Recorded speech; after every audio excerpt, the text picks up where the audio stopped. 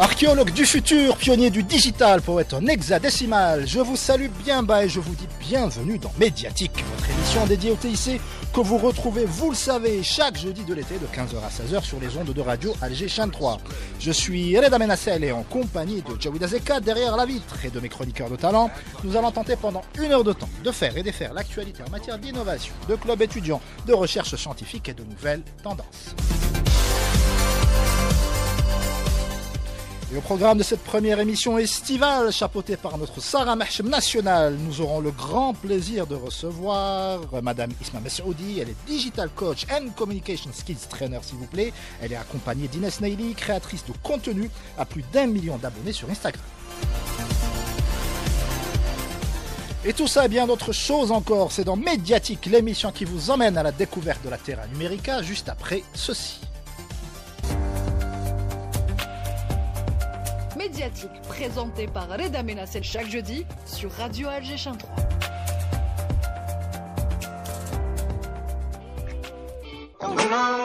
Il est 15h08 sur les ondes de Radio Alger Chaîne 3. On ouvre l'émission, on commence comme de tradition avec la chronique de notre Sarah Mahchem nationale. Bonjour Sarah. Bonjour Reda. Salut les loulous, comment ça va? Moi ça va, alhamdoulilah.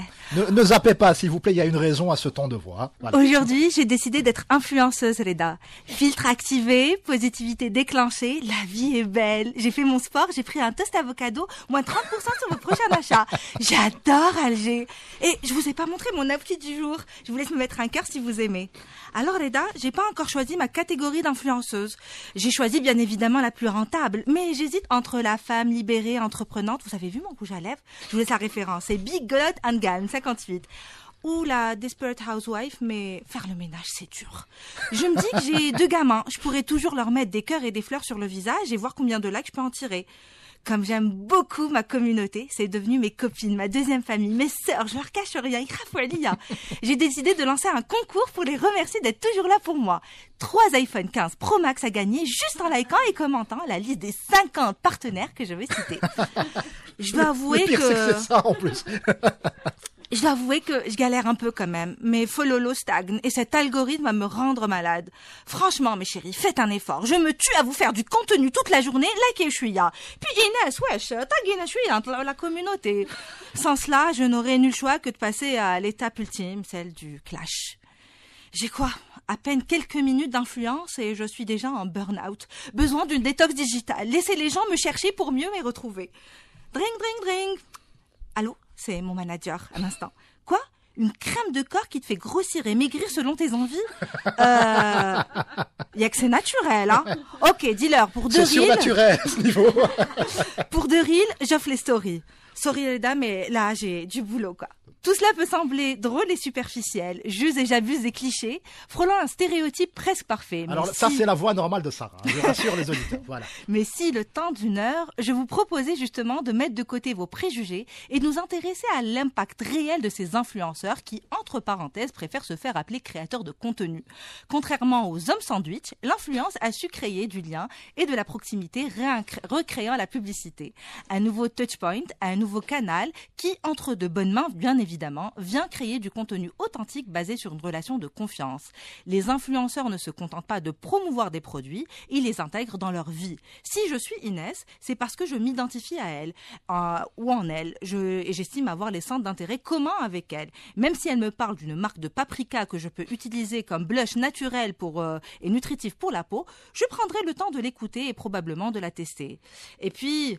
Isma, tu confirmeras que derrière chaque photo, chaque vidéo, chaque post ou story, il y a des heures de préparation, de recherche, de créativité, des updates en compétences en continu et aujourd'hui, officiellement depuis quelques mois, des entrepreneurs à part entière. Que l'on aime détester ou que l'on déteste aimer, l'influence n'est pas nouvelle. Longtemps attribuée aux lobbyistes, aux soft power, aux leaders d'opinion, aux grandes célébrités, cette massification et démocratisation de l'égérie s'est installée dans nos maisons. Face à son écran, avec des millions d'abonnés, l'influenceur peut lancer une tendance, chambouler la bourse, plaider une cause ou décider simplement que nous devrions tous mettre du paprika sur nos joues. Merci beaucoup Sarah Mahchem. Pour parler évidemment de cette thématique passionnante, nous avons les deux faces du du miroir, en l'occurrence une coach en communication, Madame Ismam Saoudi Marhababik. Merci beaucoup de nous faire le plaisir de venir dans Médiatique. Et bien évidemment, la star du jour, Inès Neili, créatrice de contenu, la star d'Instagram. Alors Sarah, avant de plonger dans le bain, même si on a déjà trempé le gros orteil, l'influence, qu'est-ce que ça coûte?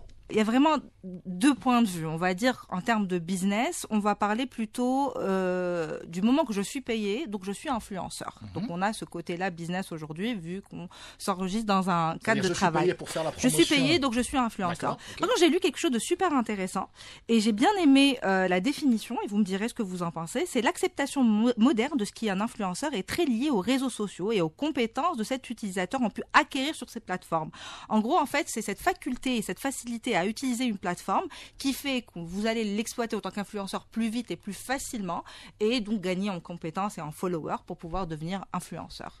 Donc, vous en Alors c'est pensez quoi? intéressant de poser la problématique de cette manière parce que l'influence, et ça je cite Bourdieu, ça a vraiment changé au cours des âges. La célébrité dans l'Antiquité, c'était qui? C'était les empereurs, c'était les chefs de guerre, c'était quelqu'un qui rentrait dans la légende parce qu'il a accompli quelque chose d'extraordinaire. Des siècles plus tard, nous avons eu le cinéma. Donc c'était des personnes qui jouaient. Après, là, on est carrément dans l'influence, c'est-à-dire que c'est monsieur tout le monde qui peut devenir. Qu'est-ce que ça dit sur l'évolution de notre société? Alors, par contre, j'aime bien préciser un point, et je pense qu'elles vont confirmer ça aussi. On peut devenir influenceur, mais il faut quand même qu'il y ait une valeur ajoutée. Dans le scandale, il y a aussi une valeur ajoutée. Donc, c'est pas monsieur et madame tout le monde qui peut demain avoir un nombre de followers. Il y a aussi une discipline à avoir pour pouvoir devenir influenceur. Et je pense qu'elles seront plus à même, dépendamment de leur secteur. Il y a aussi une recette magique. En fait, il y a un ingrédient secret là. On la veut. Non, mais il y a un ingrédient secret. Après, pour moi, influenceur, je suis pas très fan du terme, dans le sens où pour moi, influenceur, c'est la fonction. La nature serait créateur de contenu. Pour moi, c'est pas des synonymes. En fait, je crée du contenu. Tous les influenceurs ne sont pas créateurs de contenu. Exactement. Donc, exactement. Donc c'est pour ça qu'on aime se définir en tant que tel quand on a du contenu. Donc moi, en l'occurrence, je crée du contenu. Donc je vais pas m'auto-proclamer influenceuse. Pour moi, c'est très, on va dire, voilà, salut, je suis influenceuse. Non, il faut que les gens nous disent qu'on influence pour savoir. Donc pour moi, c'est une fonction, être influenceur. Et le métier en lui-même, c'est créateur de contenu. Donc pour moi, c'est pas monsieur tout le monde qui peut être un influenceur. Il y a des gens qui ont beau essayer. C'est pas une question de moyens, c'est pas une question d'éloquence. Des fois, il y a un ingrédient magique. On connaît des gens, même à l'étranger ou la Fidzaïr, il suffit, comme Alam al-Memes, genre, ils sont devenus des mèmes, ils ont fait le buzz avec quelque chose. Et en fait, c'est une recette. Il n'y a pas une recette qui permet en fait de prédire cette personne sera connue ou pas. Donc pour moi, c'est l'offre et la demande. Quand le public veut s'identifier à une personne, il s'attache à une personne et après cette personne devient de plus en plus connue. Alors je vais faire mon boomer évidemment. Sarah l'attendait avec impatience. Moi je suis de la génération Dailymotion. C'est dire à quel point je suis vieux. On est de la même génération. Je suis pas pour autant boomer. Et donc la petite différence avec laquelle j'ai du mal actuellement, c'est que les créateurs de contenu de l'époque, c'était des créateurs de contenu. C'est-à-dire on suivait Ouzoul pour essayer de comprendre un peu la politique, on suivait le joueur du grenier qui se cassait la tête pour vraiment nous proposer des vidéos bien construite, bien montée, avec vraiment du contenu. Là, j'ai un peu l'impression que c'est bonjour, aujourd'hui j'ai fait mon jogging, c'est le stéréotype que tu as décrit en début d'émission. Donc comment expliquer ce basculement? Alors l'influence, je sais pas pourquoi les influenceuses n'aiment pas dire qu'elles sont influenceuses. C'est une connotation très péjorative. Péjoratif en fait. Pourquoi c'est devenu péjoratif? C'est devenu péjoratif en Algérie ou de manière générale? Non, de manière générale. D'accord.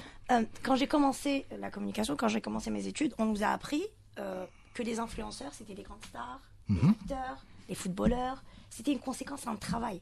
L'influence est une conséquence à un travail. Aujourd'hui, l'influence est une conséquence à une valeur ajoutée, un travail, quelque chose, ou alors une conséquence à une personnalité qu'on aime bien. L'ingrédient secret, il me semble que c'est la personnalité. Exactement. C'est le truc qui va faire qu'on t'aime.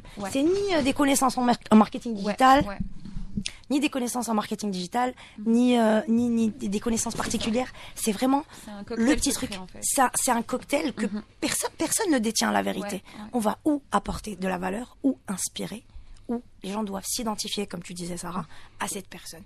Et Inès, je pense qu'il y a beaucoup de jeunes filles qui s'identifient à elle, et du coup, elle a de l'impact et de l'influence lorsqu'elle fait ses placements de produits. Alors pardon, mais Inès, j'allais dire, est le mauvais exemple, parce que c'est de la qualité. C'est-à-dire que j'ai scrollé un peu sur son profil. Il y a du voyage, il y a du bien-être, il y a du... On sent que, voilà, ça apporte vraiment quelque chose. C'est très souvent pas le cas. C'est vraiment filmer le quotidien pour certains.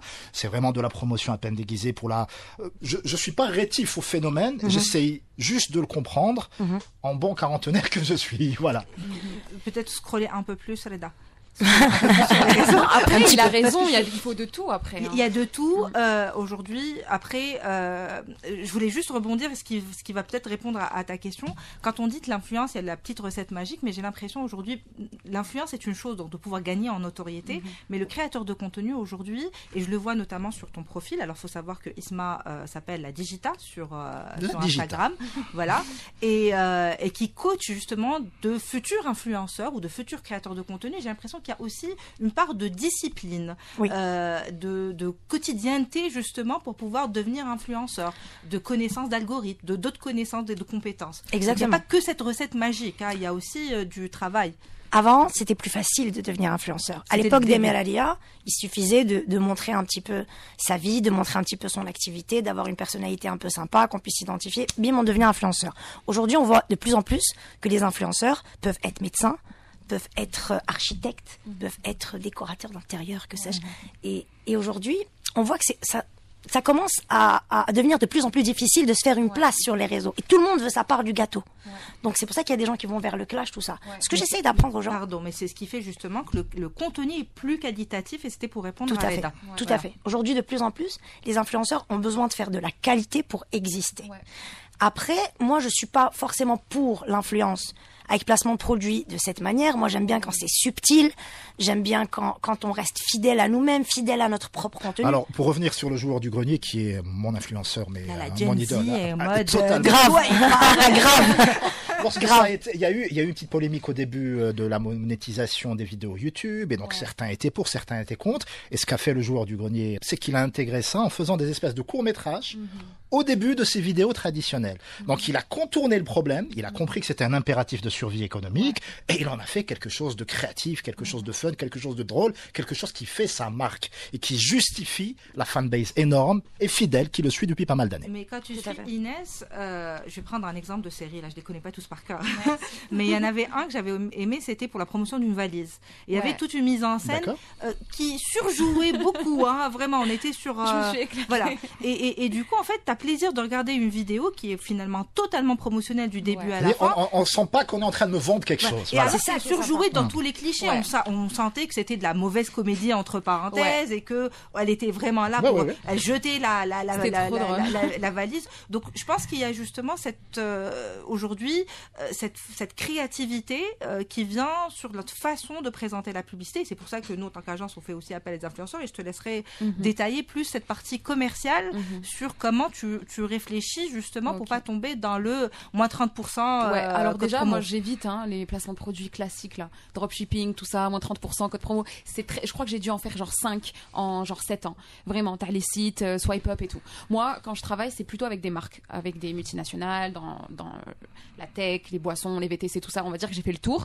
Donc moi, c'est plus, je deviens, comme tu as dit tout à l'heure pendant l'intro, ambassadrice d'une marque. Moi, c'est plutôt ce genre de partenariat auquel j'adhère, parce que en quelque sorte, c'est je prête mon image à la marque et en échange, je fournis du contenu pour la marque. Moi, je me sens plus à l'aise pour ça. Et par exemple, les valises, j'ai voulu faire un truc qui sort de l'ordinaire, lui dire coucou, j'ai voyagé avec cette valise, elle était trop bien. J'ai décidé de la jeter. Franchement, j'ai tout inventé. Après, c'est bien de former les influenceurs, etc. Mais je trouve que il y a un charme quand tu apprends tout toute seule. Mais bien sûr, des fois, il y a quelqu'un qui a pas... Comme tu as dit, il y a beaucoup de concurrence aujourd'hui. Donc, pour se démarquer, il faut avoir les bases. Moi, perso, j'ai tout appris toute seule. Le montage, le tournage, je fais tout toute seule. Il y a beaucoup de gens qui me disent, mais t'es pas accompagnée, t'as pas, je sais pas moi, un filmmaker, quelqu'un qui t'aide, etc. Et la réponse, c'est non, parce que j'aime ce que je fais. Après, aujourd'hui, il y a des gens qui commencent pour l'argent, pour les mauvaises raisons. Nous, à l'époque, quand on a commencé, j'ai commencé en 2016-2017, on savait même pas qu'on pouvait être payé un jour. Donc, je pense qu'il y a la toute la différence est là. Voilà. C'est ça. Et ça se ressent, les clashs, etc. C'est des gens, en fait, qui ont compris le jeu d'aujourd'hui. Et c'est dommage, parce que ça nous donne une mauvaise image aujourd'hui. Donc, on va pas se mentir, les gens aiment les clashs. Les gens aiment. Il y a beaucoup de voyeurisme. Ils aiment voir la famille, ils aiment voir les histoires de couple. Qui rate un clash. C'est ça. Bien sûr. Et même si tu veux pas les suivre, que ce soit sur TikTok ou sur YouTube ou sur Insta.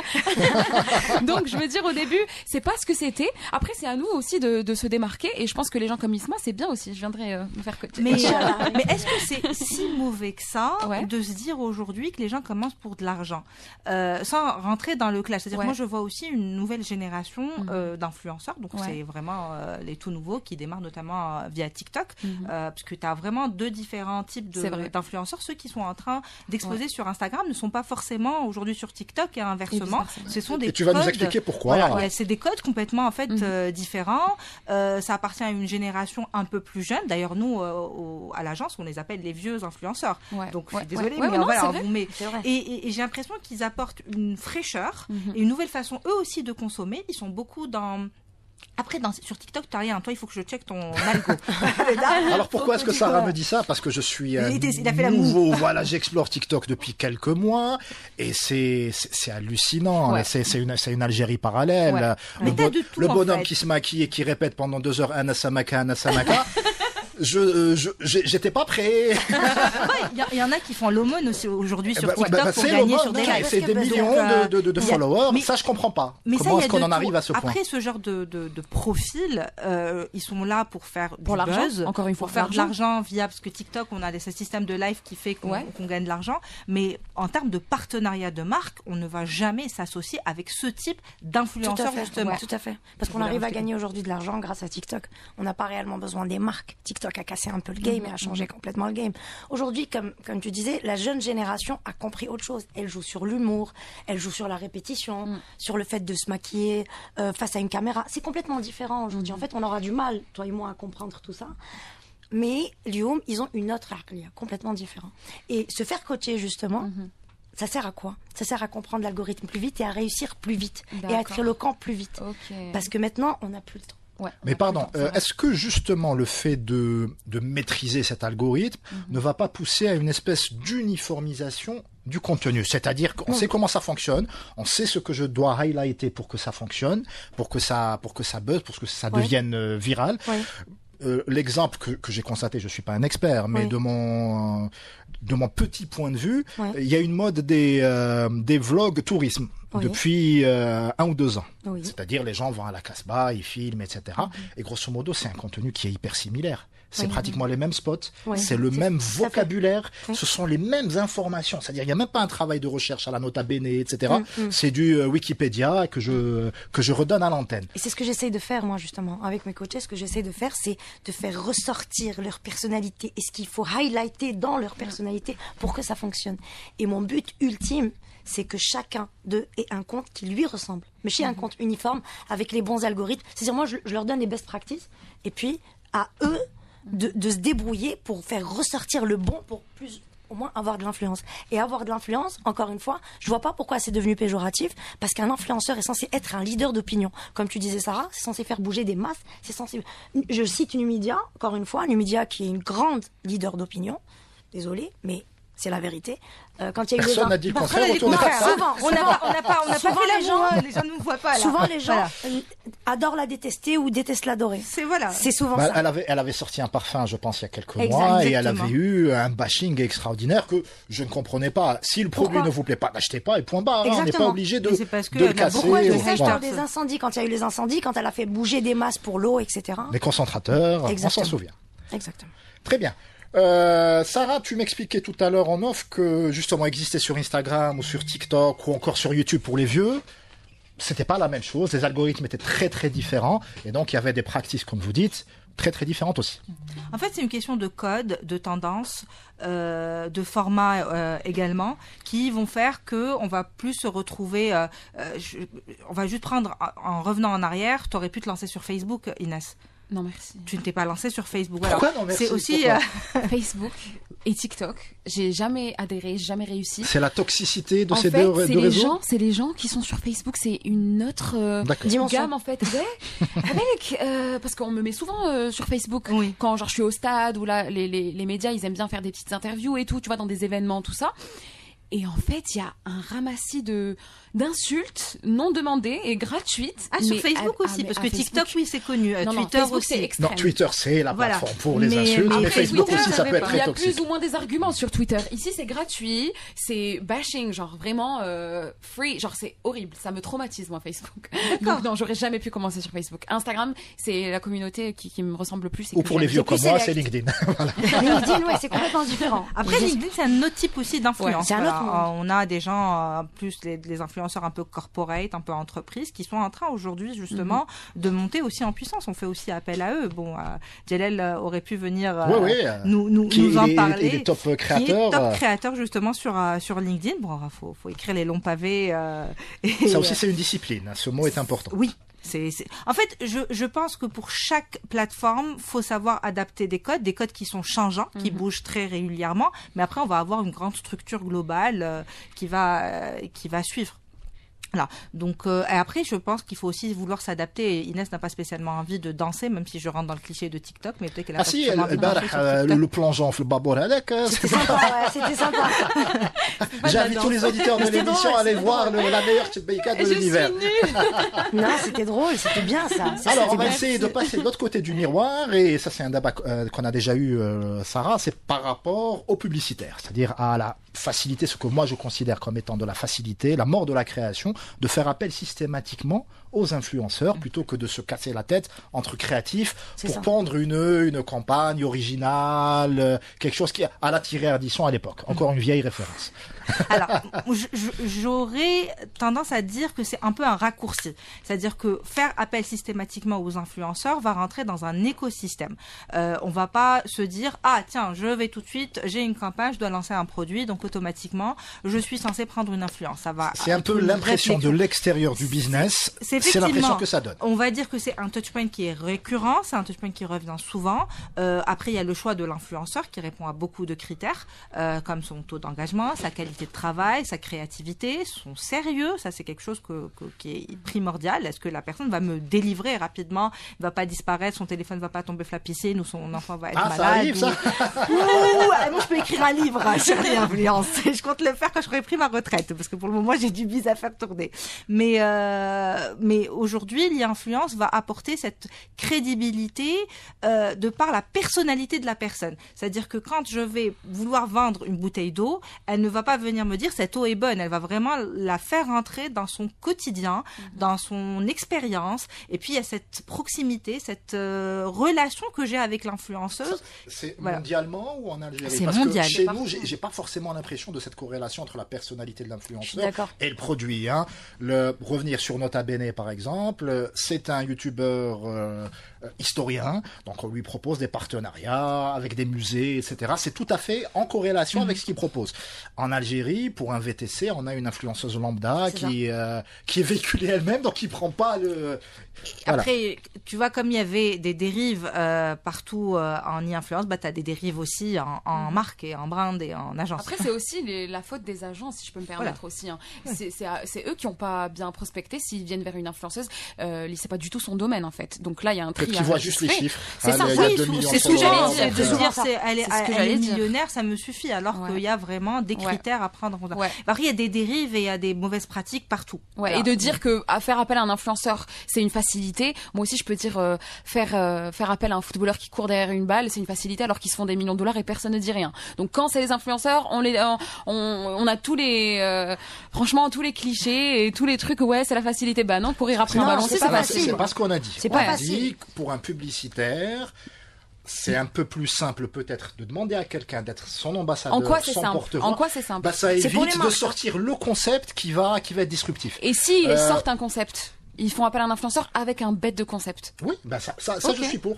Mais si je peux me permettre, le concept de base n'est pas censé venir de l'influenceur. C'est-à-dire que le concept publicitaire est censé venir de l'agence de publicité. Moi, je me retrouve souvent à faire des concepts. Ce n'est pas normal. Donc, on a en fait une base, on a un concept, on a une promesse à tenir, et de là, en fait, l'influenceur va venir décliner un concept selon sa façon de faire, son ADN et sa personnalité. Mais c'est pas à elle de créer. Alors, je vais le citer concept. un vieil exemple, et là, il y aura plus de doute sur mon âge. Est-ce que vous vous souvenez de la première publicité privée en Algérie qui avait été diffusée sur les ondes de l'ENTV à l'époque? C'était Hdidouane et Mams Ouda, et c'était PCH. Parce que je veux pas. Je veux pas y avoir Donc il y avait la phrase moi, je me rappelle pas. qui est la devenue... répétition. Oui. Vous n'existiez même pas, je vous rassure. Voilà. Et la phrase, elle dit, est rentrée dans la pop culture et dans le langage, etc. Donc il y a eu quand même une réflexion. C'est cet aspect créatif de la pub. On l'a perdu.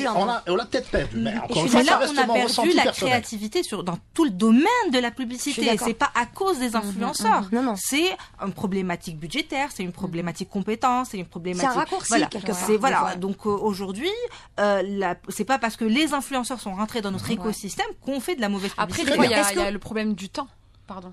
Il y a le temps, des fois. Par C'est-à-dire exemple, il y a des deadlines. Une agence, elle vient pour 3 clients. Alors, moi, j'ai un voyage demain. Ils me disent, tu dois parler de ça, ça, ça. On n'a pas le temps de développer un concept de ouf, alors qu'on sait que notre impact sera le même. On va faire le même nombre de ventes. Et au final, la marque, oui, elle vient un peu pour mes beaux yeux, mais surtout pour mon Donc il y a audience. une tendance peut-être à, pas bâcler, mais aller plus dans le facile plutôt que dans... Oui, et aussi des fois il y a le prix aussi qui va avec. On n'est pas rémunéré au point de développer Spielberg, D'accord, quoi. très Donc bien. au final, il y a le temps qui rentre en jeu, etc. Je vous propose de faire une petite pause musicale. C'est quand même l'été. On profite, farniente. On revient juste après. Et il est 15h35 sur les ondes de Radio H1 3. Vous écoutez Médiatique, présenté par votre serviteur Reda Menassel, assisté de notre chroniqueuse que le monde, l'univers, le continuum, espace-temps nous envie. En l'occurrence, Sarah Mahchem. On continue notre passionnante discussion sur l'influence en compagnie d'Isma Messoudi et d'Inès Neili. Alors, question générale. Est-ce que l'influence a toujours autant d'influence? Isma. L'influence a-t-elle de l'influence aujourd'hui? Alors, je pense réellement que Ness, ils ont un petit peu marre de voir tout le temps des influenceurs leur proposer des produits, leur faire acheter des produits. Je pense que Dont ils n'ont pas l'influence... forcément besoin. dont ils n'ont pas forcément besoin. Ça fonctionnait très bien il y a quelques années. Il suffisait qu'un influenceur parle d'un produit classe. Aujourd'hui, c'est complètement différent. J'ai l'impression que les gens en ont un peu marre de voir ça. Ouais. Et que l'impact, du coup, des influenceurs a baissé. Est-ce que c'est vrai, d'après Je suis toi, totalement Inès? d'accord. C'est vrai? Je suis totalement d'accord parce que c'est le résultat aussi de pratiques douteuses. Tout à fait. J'ai parlé tout à l'heure de dropshipping.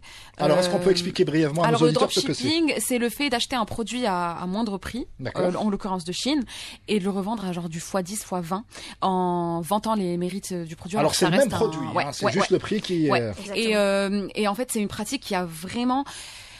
Moi, franchement, j'aime pas ça. Je suis pas fan. Comme je vous ai dit, j'ai dû faire genre 7 placements de produits en 7 ans. Et j'aime pas parce qu'en fait, c'est prendre les gens un peu pour des idiots. Et comme tu as dit avant, les gens étaient très, très, très influençables et très Aujourd'hui, ils sont influencés. sélects. Aujourd'hui, ils sont sélects parce qu'ils ont compris en effet que c'est pas tout le monde qui était honnête. Tout à fait. Et qu'il suffit qu'il y ait une fraise pourrie dans le panier que, en fait, on prenne C'est toute ça.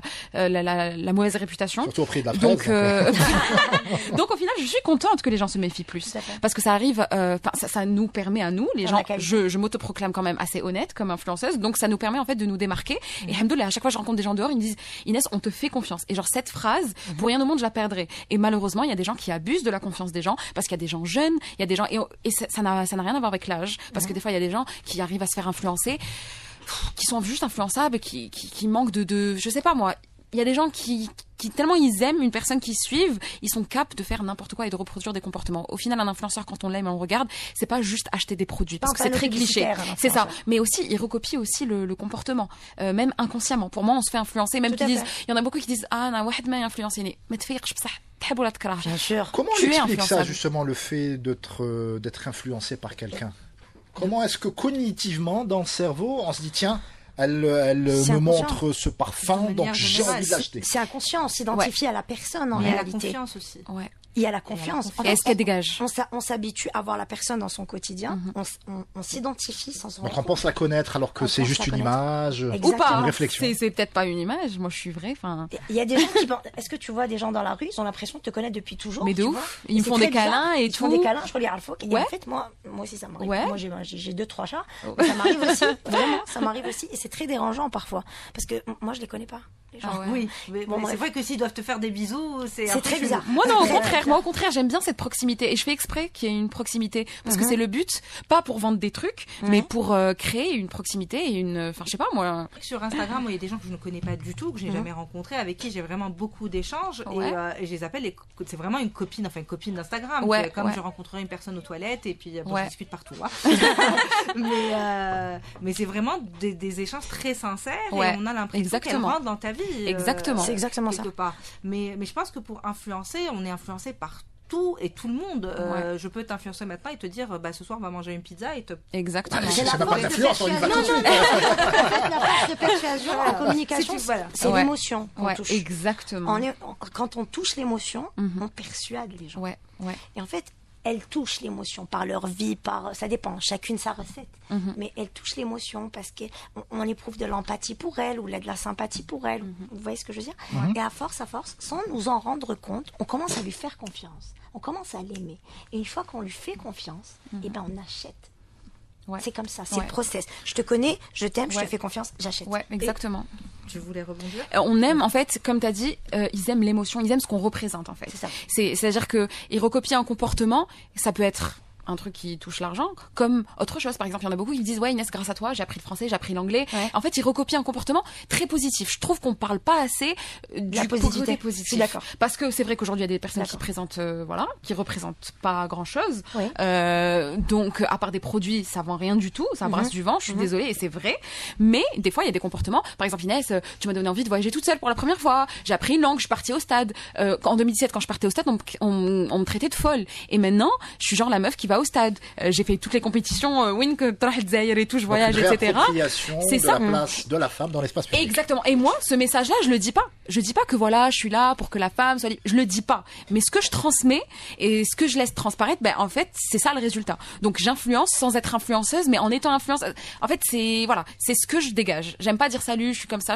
Non. C'est vous me suivez pendant mon parcours. Il y a une proximité entre nous. Vous vous attachez, je m'attache. Et puis voilà, on fait ce chemin ensemble jusqu'à ce que, voilà. Très bien. J'avais travaillé il y a quelques années sur une campagne pour lutter contre le cyberharcèlement. À une époque, être influenceuse, femme, en Algérie, c'était très très compliqué. C'était vraiment... Ça l'est toujours. Ça l'est toujours? Ah oui. Ah oui, bien sûr. Sur TikTok. Justement, j'ai un problème avec TikTok et Facebook. Non, mais il y a beaucoup de haters sur TikTok. Ah non, trop. En tant que femme, je TikTok, parlais c'est avec, le peuple. Avec grand une influenceuse Rexler, justement. Hannah, qui est aussi actrice, et on parlait de TikTok, et elle me disait en fait ça devient insupportable, on ne peut plus rien publier sans être scruté, sans être critiqué, parce qu'on est femme justement. Et du fait de sa simple existence. De sa simple existence, c'est-à-dire que même si elle se montre pas, même si elle n'est pas dénudée, ça n'a rien à voir avec même le si elle ne parle vestimentaire. pas, mais même si c'est juste elle existe, elle l'est. Je vais me répéter, mais c'est une histoire de personnalité encore une fois. Avec mon expérience, j'ai eu des coachés qui étaient très fortes de personnalité et qui pouvaient montrer leur corps, se mettre en short, dire ce qu'elles voulaient. Elles n'étaient pas critiquées. Et j'ai eu, à contrario, des femmes plus discrètes, plus gentillettes, qu'on pouvait critiquer. T'as jamais vu Inès râler en story et s'énerver? Parce que pour le coup, je sais pas si c'est vraiment une question je pense que l'acceptation de la critique, faut être forte justement de personnalité, pas sur les réseaux, mais se faire critiquer. On critique moins les gens sur deux en réalité. De ce que j'ai appris, je sais pas, on critique réellement les gens qui sont moins sur deux. On critique les gens qui hésitent encore, qui débutent encore. Et qui ont tendance à répondre aux critiques. C'est ça. La pire recette pour se faire harceler. Ah, ça c'est intéressant. C'est de répondre aux haters. Moi, je réponds même avec jamais. Ça dépend vraiment. Faut vraiment si c'est drôle. Mais les vraies critiques, mais j'alimente pas du tout. Dans le de troll, voilà. Ouais, c'est ça. Faut pas alimenter une critique. Mais touché par les critiques. Moi, je suis archi pas touchée. Donc au final, donc t'es sûre de toi. TikTok, ils sont drôles des fois. Mais des fois, ils critiquent pour rien. Genre vraiment des trucs débiles. Donc c'est pas. Je suis pas sur TikTok parce que l'audience ne me ressemble pas. Je suis sur TikTok, mais je dois avoir 80 000 abonnés, pas grand chose. Donc, je veux dire, j'ai quoi? J'ai 5 vidéos, je crois.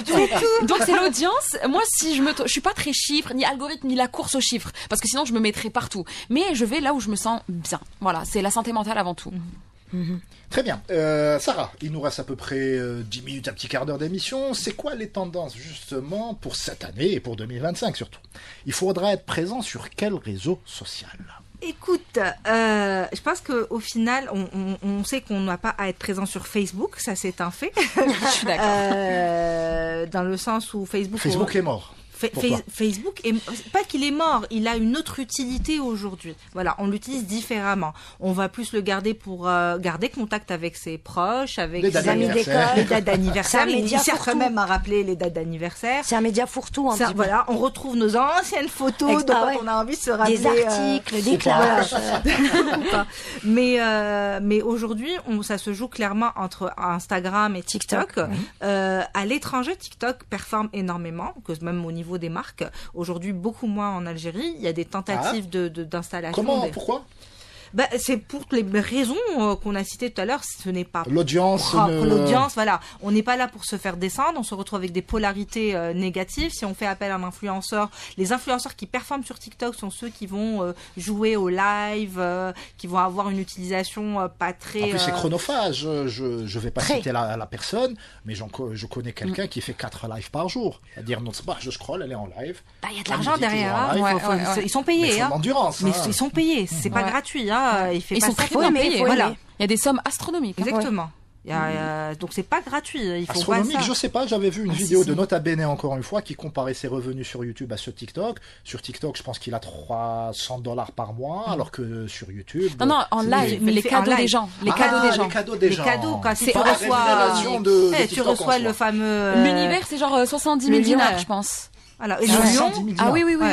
Et t'as le lion là, si tu te reçois le lion. Le lion, c'est le plus cher. Le lion, c'est le plus cher. C'est l'univers. C'est vraiment. Généralement, c'est des personnes établies à l'étranger qui ont des cartes. C'est ça. En Algérie, il vaut mieux pas ouvrir son TikTok en Algérie. Mais si vous voulez faire des virements à Reda Menassel et lui donner des lions, n'hésitez absolument pas. On commence déjà par des likes sur la page médiatique, ça. Médiatique. Voilà. Alger Chaîne 3, il y aura des vidéos, du contenu, et évidemment, on sera présent durant tout l'été. Donc on récapitule. Pas de Facebook, TikTok c'est toxique, mais on va y aller fatalement. Ça dépend du contenu. Après, faut pas non plus rentrer dans le cliché. Moi, je crois beaucoup à la personnalité des influenceurs, à l'appropriation. L'appropriation, merci. Elle est pas coach pour rien. De la plateforme et du message qu'on a à transmettre. Donc ça se joue pas. C'est pas la plateforme qui va décider pour nous forcément. Et puis on a bien sûr l'indétrônable Instagram avec ses mises à jour. Ah oui. Instagram, TikTok parfois. En Algérie, oui, en Algérie, c'est Instagram. Voilà. C'est plus fin. Après, je remarque un retour des influenceurs, des créateurs de contenu algériens à Snapchat. Ouais, c'est vrai. On redemande cette proximité, notamment les filles qui sont plus dans le beauty. Bon, en général, c'est pour montrer des vêtements, ce que je peux comprendre, on n'a pas envie de s'exposer. Mais on voit un petit retour. Parce que les vidéos sur Snapchat, ça disparaît. Ça disparaît. Voilà. C'est éphémère. Et puis, on a, quoi qu'aussi, on peut aussi te piquer tes vidéos. C'est pas non plus... Ne donnons pas des idées. Mais je vois un petit retour, là, depuis quelques temps, depuis quelques mois, un petit retour sur Snapchat. Mais réellement, l'investissement se fait sur Instagram. Donc, on va plus prendre des influenceurs, des Instagrammeuses. Voilà, nous, on les appelle ni influenceurs, ni créateurs de contenu, on règle les problèmes. Les Instagrammeurs et Instagrammeuses. Non, c'est encore pire, Instagram. C'est pire, j'avoue. C'est un gros raccourci. Très bien. Alors, il nous reste à peu près 6-7 minutes d'émission. Isma, c'est quoi les qualités, justement, pour se lancer dans ça? Parce que là, on a parlé de manière générale, mais voilà, Reda Menassel a envie de se lancer sur TikTok, pauvre réseau social. Je commencerai par quoi? Il faut commencer par s'exercer, faire beaucoup de quantité. J'aurais dit quantité. Cherchez-vous, créez, jusqu'à ce que ça devienne un réflexe. Une fois qu'on a commencé à créer, bien sûr, il faut avoir une espèce de stratégie. Bon, difficile à expliquer là en 2 minutes, mais avoir une stratégie d'image de marque personnelle. On commence à créer. C'est-à-dire ce qui va me faire la différence entre moi et un autre. Au début, vous pouvez pas le savoir. Vous avez besoin de créer des vidéos, créer du contenu, vous cherchez, avoir une ligne éditoriale et vous démarquer. Trouver le truc. Pourquoi les gens vous aiment? Il faut trouver pourquoi les gens vous aiment et appuyer dessus. Je pense que c'est ce que tu as essayé de faire, Inès. Ouais, je suis d'accord. Moi, c'était vraiment aléatoire. Encore une fois, rien n'a été préparé. Donc, pendant le Covid, donc les 2 ans là où je pouvais pas voyager, j'étais connue en tant que Inès Macla, genre vraiment la bouffe, les restos. C'est vrai. Donc, parce que je pouvais pas voyager. Mais c'était vrai, mais c'est ton truc, la gourmandise. Ouais. Et je suis gourmande dans la vie de tous les jours. Mais je veux dire, pendant le Covid, ça a fait que ma ligne éditoriale a complètement changé. On me voyait comme Inès, food blogger. Et ensuite, quand je regardais l'Algérie jouer un peu partout, c'est devenu journaliste sportif, etc. C'était vraiment. Et ça change. Et moi, toutes les casquettes me plaisent. Mais tu restes toi. Ouais, c'est ça. Peu importe le thème que tu vas aborder, tu restes authentique. Mais j'aime pas me coller une étiquette non plus. Voilà. Demain, si je me découvre une passion pour la pêche, je deviendrai Inès la pêcheuse. Bien sûr. Mais l'appel est lancé. S'il y a des pêcheurs qui nous écoutent, écoutez-moi. N'hésitez absolument pas. Très bien. Donc ça s'apprend, ça s'acquiert, c'est des mécanismes. Une fois que ces mécanismes sont en place, que j'ai compris quel serait mon mojo, pour citer Austin Power, qu'est-ce qui va faire un peu la différence, qu'est-ce que je fais par la suite? Par la suite, on est contacté en général par des marques. Alors on peut ou provoquer ça avec des emails ou les taguer ou acheter. Malheureusement, en Algérie, c'est très mal vu.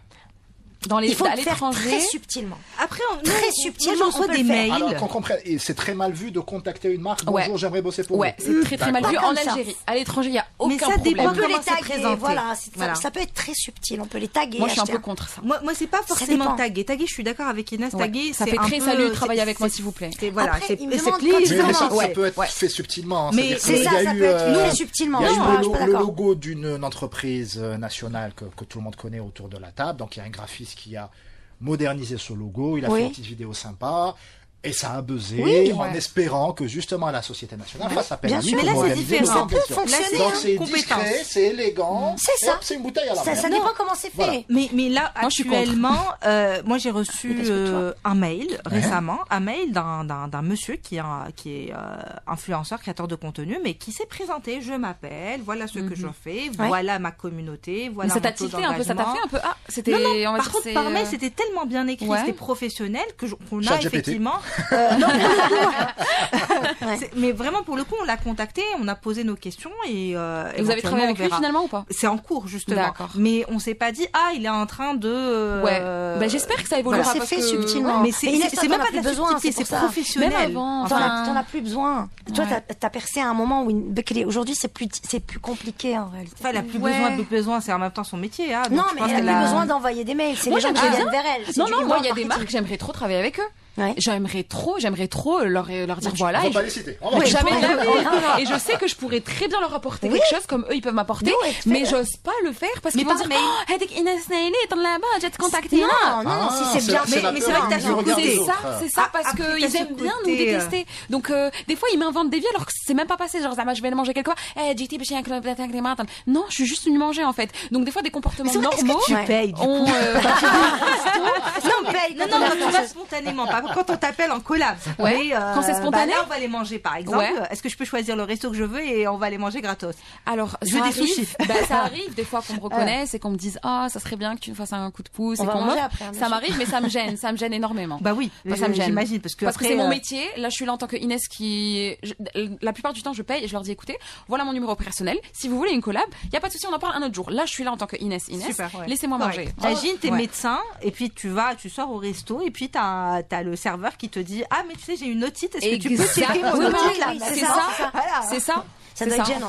C'est très gênant, surtout quand on t'oblige. C'est ça. Mais en réalité, voilà. Une fois que tu as créé ton truc, je pense que au fur et à mesure, tu crées ton contenu, les gens l'aiment, les gens t'aiment, et les marques viendront à toi naturellement, et tu représenteras les marques qui vont avec tes valeurs.